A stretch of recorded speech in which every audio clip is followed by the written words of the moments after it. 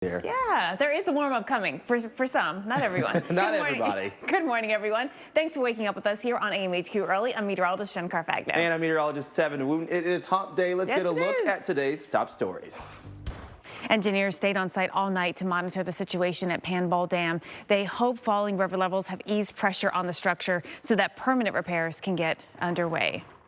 You know, Jim, we talk about this every year, about this time. We start worrying about these aging structures, right? These old dams that were built back in the 50s and 60s. And and we know that, with these heavier rains, they just, especially the river banks cannot hold all this water that's coming down. Pre-snowstorm. That's how we get some of the coolest, like, snowflakes, right? That's how we get those hole punch clouds. Super cool. That's right. It's all super. Cool. All right. It is all super. Snow-covered roads, unfortunately, aren't super cool, but they've been common across Caribou, Maine. Maine's Department of Transportation responsible for over 8,000 lane miles of roads, and they have been busy this winter. Yeah, Caribou is currently sitting at 91 inches of snow this season. Almost half of that fell in February alone. But Old Man Winter is not done with Maine just yet.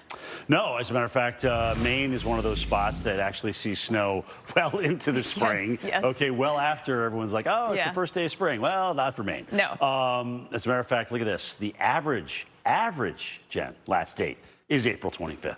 It could snow as late as Memorial Day. It has. It doesn't usually, but it could. Boston, remember the Mother's Day snowstorm? Do you remember this in 1977? I do remember that.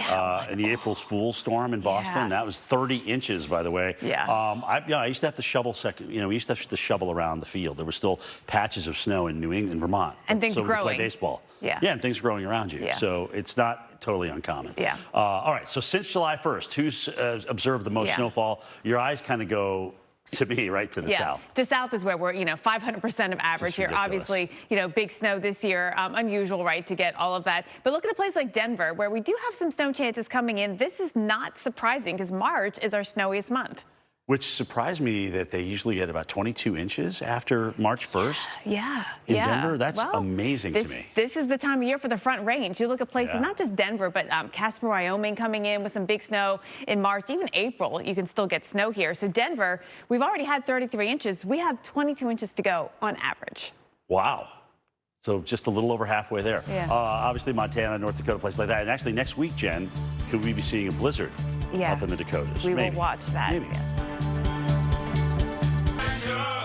Well, it's been a little steamy in South Florida, to say the least. Oh, yeah. It's been downright hot. The mercury rising in Miami, where highs will be close to the mid-80s. Plenty of sunshine. I mean, it's like summer in South Beach. It is. Welcome back into AMHQ. I'm meteorologist Stephanie Abrams alongside meteorologist Jen Carfagno and Jim Cantori. It's hump day. We made it. And spring is in the air, or summer if you're in places like Florida. Right, exactly. Now, winter's still knocking at the door and others. We're going to take a look at two spots. How about Bismarck and Boston? Could you pick which one without even showing the numbers? Right. You would expect Bismarck to be a lot colder than spots like Boston. But in fact, in the Northeast, we got a little dip, and that's just going to keep us cold really through our Monday. Our high is 45, which in fact is even just slightly above average at 42, but it's still cold. Compared to 61 degrees in Bismarck, North Dakota. Yes. I mean, the funny thing is about this Boston is this is your warmest day in a while. But it's still cold. But it's still cold. All right, let's take a look at another spot here and show you Casper, Wyoming and Caribou, Maine. You would think, that in Casper, Wyoming, it still should be really, really cold, but we're kind of switching roles here. So one time we have to do this opposite, like show Casper as a cold spot, and Maine is the warm spot just because, right? But no, obviously because we're showing you this here. It is a little topsy-turvy, big ridge across the middle of the country, little trough across the east, keeping it chilly. That is it. But Jim, let's talk about what we are going to see temperature-wise across the rest of the country with this pattern Jen was mentioning. Nice and sunny there, although we do have some showers in parts of the southeast here. This upper level low has scooted just across North Georgia, South Carolina. It really didn't go any farther north. And so this is where we're left with the rain now because of it. And a lot of it is offshore, but we're still left with a few more showers for a few more hours. We have some rain too, very scattered. It's not as rainy as this makes it look, but we still have some showers out here right across central Florida. Orlando to Tampa. This is a busy route on 4. The rain is crossing over it right now. There has been a few rumbles of thunder, a little bit of lightning out out there and some heavier downpours at times.